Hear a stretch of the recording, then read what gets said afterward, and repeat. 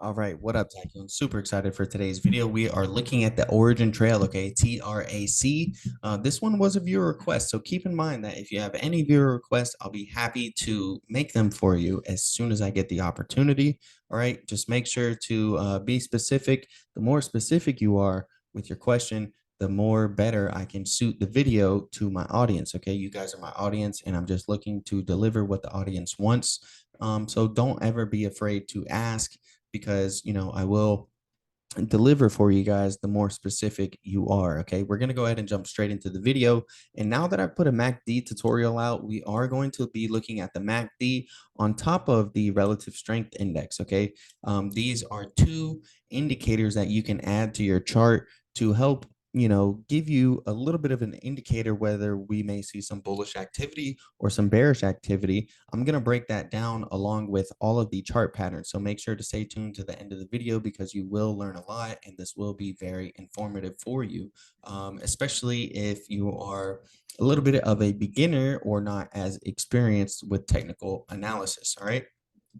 So what we're going to do first is draw some of the chart patterns. All right. And so here, and then here, let's go here and here. All right. To me, this is a little bit of an ascending wedge, right? And what you're going to see with these wedge patterns, a rising wedge is actually a bearish pattern, and you're going to see it come down here to, where the pattern began, right? So the pattern began right around this level. And as you can see, okay, what happens is you flip old support right here and right here to new resistance, right? Resistance and resistance. All right. So you have to keep that in mind that, certain key levels of support and resistance are going to be very imperative to your future outcomes. And they're going to be really, make or break levels, right? If we could have flipped this level from an old support and broken past it as resistance, that would have been a bullish indicator. Okay. So yeah, so we've gone over this little pattern right here. We did get the nice little play out there. All right. And to me, what it formed after that is going to be a little bit of a bear flag, right? And so what happens with the bear flag is you can draw your trend line down like this. Okay. And then you draw a nice bearish channel. Okay. So you have your flag pull down, and then you have your channel, which is going to be the actual flag itself, right? And once you break this pattern, what you can do is you can go ahead and duplicate this drawing right here and hit clone. All right, and go ahead and drag this down to the top of the move. All right, and you can see that we got a very clean play out of this bear flag. All right, so there's an ascending wedge right there. There's a bear flag. Those are two patterns that you can use as a trader to give yourself a little bit indication of what may happen in the future.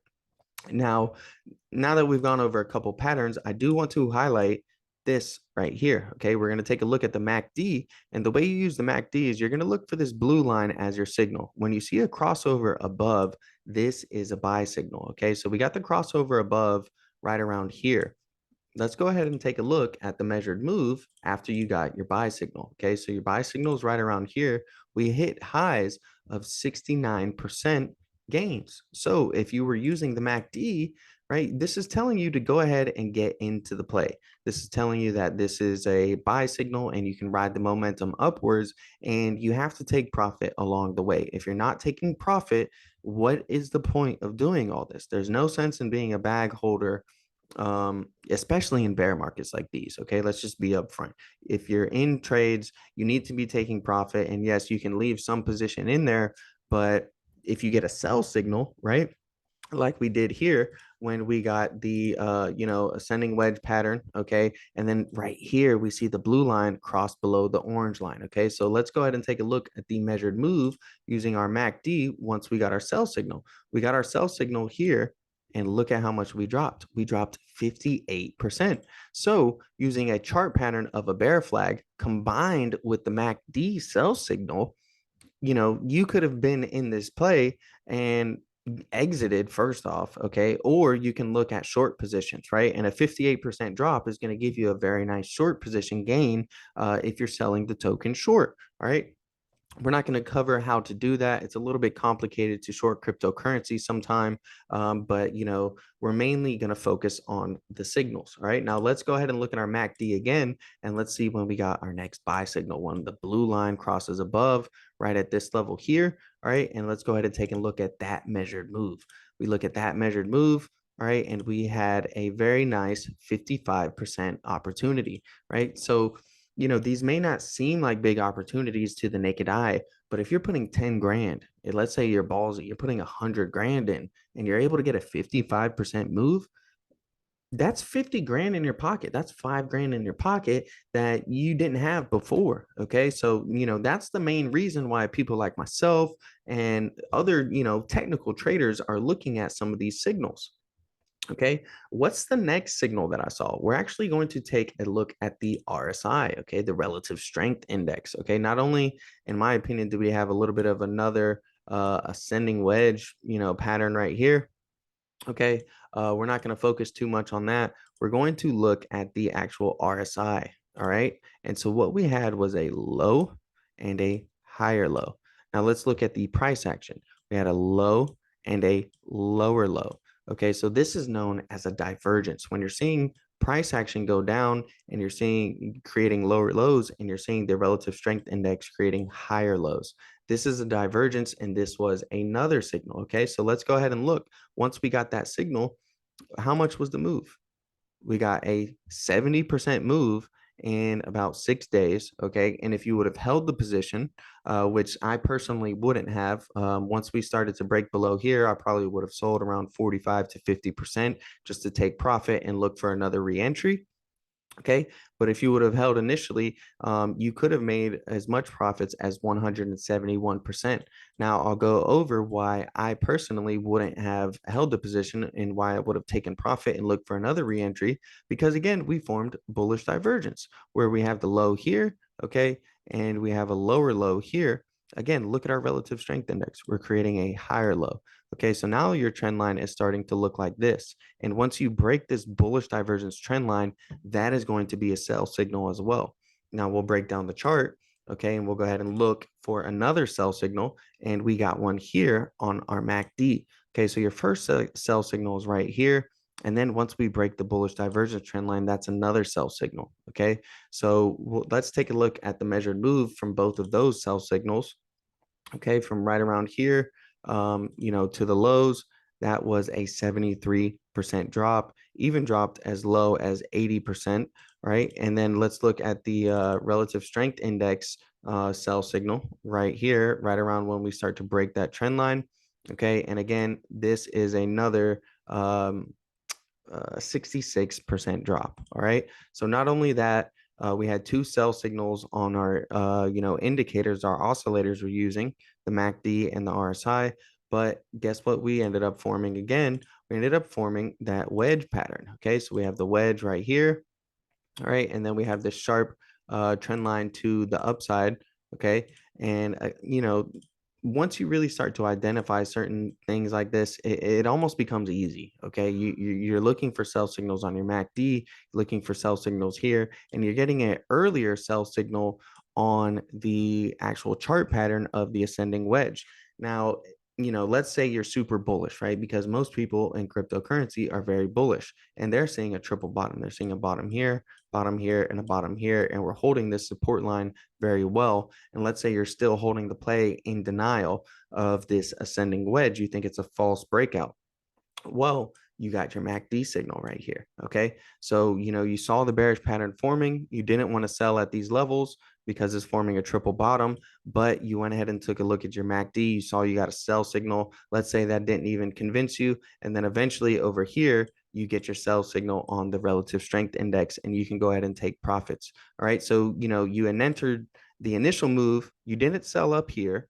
All right. Because you bought all the way down here and you're fine. You're sitting very, very well in profits, and you're wanting to bag hold, right? You're wanting to hold the play because you think there's more momentum. You ignore the first signal right here, and then you ignore the second signal right here. You can't ignore the third signal. Once you have three signals, combined that you could see bearishness in the future, that's not something you want to ignore. All right. So we're going to go ahead and move on a little bit further. And one thing that I want to cover is that we got, in my opinion, what is known as a false breakout. Okay. So, there's something known as the wedge pattern. We can see here that we, in my opinion, got a false breakout, right? And so we're looking at these lows, and we're creating these lower lows, right? And we're creating a little bit of this wedge pattern right here, right? And again, a descending wedge is going to be a bullish pattern, right? Well, what we see is we got a breakout, but we didn't go anywhere. All right. That's not very bullish. That's not super bullish. That's not going to be what you want to see. All right. Now, not only did we go over that, we also went over how you turn old support, okay, support here, into new resistance. And look at where we're getting rejected at our old support. So you have a sell signal here and a sell signal here, indicating that there could be some bearish activity in the future. If we zoom in on the chart, we get a very nice pattern known as the double top or the M pattern, okay? Not all double tops form an M, but look right here. We have a top, we have another top, and then we end up dropping. In this process, the pattern played out perfectly and gave us a nice M pattern, right? Where we hit that initial target. Okay. So, that was the next thing that I was seeing on the chart. Now, does this mean to panic, right? A lot of times there's what's known as an overreaction. Okay.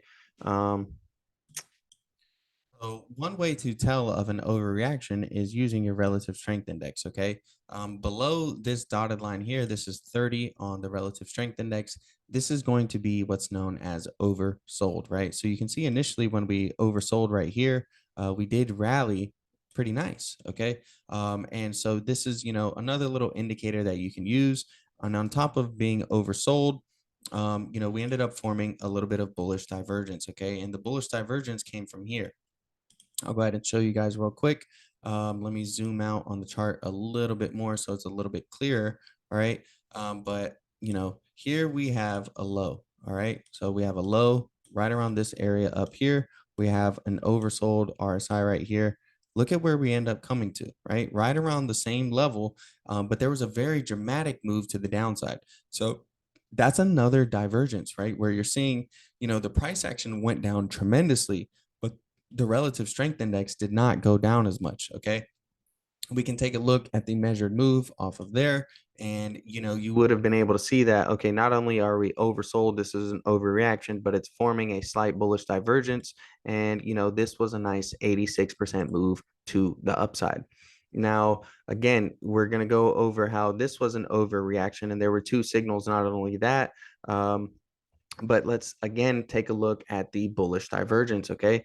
So we have a low here, we have a higher low here, we have a low here, we have a lower low here. Now, not every divergence is going to give you insane profits, but again, once you're able to spot this, that was a 53% opportunity that ended up running 81%, that ended up running 133% because we never broke that initial bullish divergence trend line, right? We're going to go ahead and look at the trend line here, right? And man, it's tough to draw some things, okay, with the mouse, just using a drawing tool. But we didn't break that divergence trend line the whole time. All right. So, that's something that you can use as an indicator to stay in the play.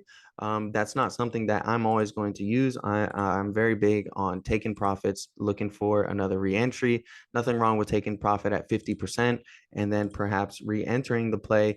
Once we establish a new support, okay, for another 50% move, or even possibly, re-entering here and then holding it all the way up for this 100% move. So, you could have gotten a 50% trade and then 100% trade, and, with taking profits along the way versus bag holding and watching it go up and down, and being a little bit uncertain on when you should sell. So, that's some of the things that I'm looking at. We'll go ahead and dive a little bit deeper into the chart and look at the next things that I'm looking at. Real quick before I do that, not only did we have the bullish divergence, again, we had a MACD buy signal. Okay, so we see the blue line crossing above the orange line. That's giving us a buy signal to hold the play until we get the crossover below the orange line, and that did not happen, until we made the highs all the way up here. Okay, and this is when you got your sell signal on the MACD. We're going to let me draw that on the screen to stay there right here. So we have a MACD sell signal right here. And in my opinion, we have what I like to call a textbook crypto head and shoulders. All right. Now, the reason I say for crypto specifically is because cryptocurrency is going to have very, very large wicks, right? And the reason for this is because cryptocurrency is is so leveraged. Okay, so when you see very, very leveraged assets, you're going to see these. Look, that's like a 15% wick to the upside from where the candle actually closed. And the reason being is there's so much leverage. People are taking profits on this, but it's leverage profits, so it's going to drop the price dramatically. All right.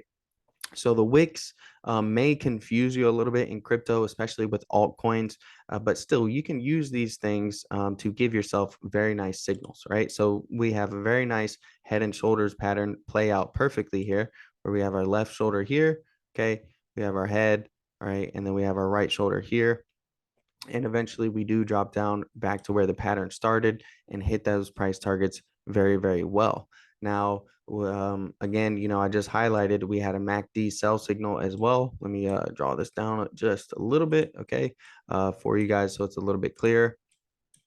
And here is our MACD sell signal. Okay, we get the blue line crossing below, and then we start to see. And my favorite thing to do, honestly, with the head and shoulders is to chart it up before it's even there. I want to chart up the left shoulder. I want to chart up the head, and I'm going to look to see if we're able to hold a support level right around here on our chart. And bounce up. I'm already charting where the next right shoulder could be, right? So we're looking for the right shoulder here. And so we got a sell signal here, and then we see a small bounce, and we see a nice rejection around this area. That's like a triple sell signal to me. Okay, it's like, all right, well, not only if I didn't sell up here, I should definitely sell around this area, because now we have the right shoulder and we're getting rejected, and most likely it's going to complete that move. And we can take a look, right there. That's a 30% drop. Okay, from the highs. We'll actually zoom down a little bit so we can get the top of this wick from the highs all the way down to the lows. That was an over 50% sell signal. All right.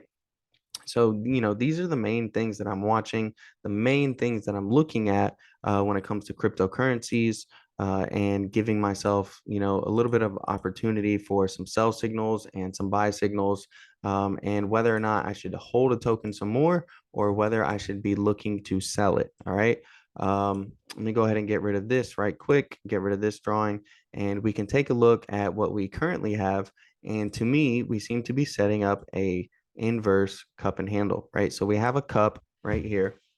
All right. And we are establishing a little bit of support. Okay, you could draw the cup somewhat like this. If we do see a bounce, okay, you need to be cautious of it looking like this. You do not want to see rounded tops.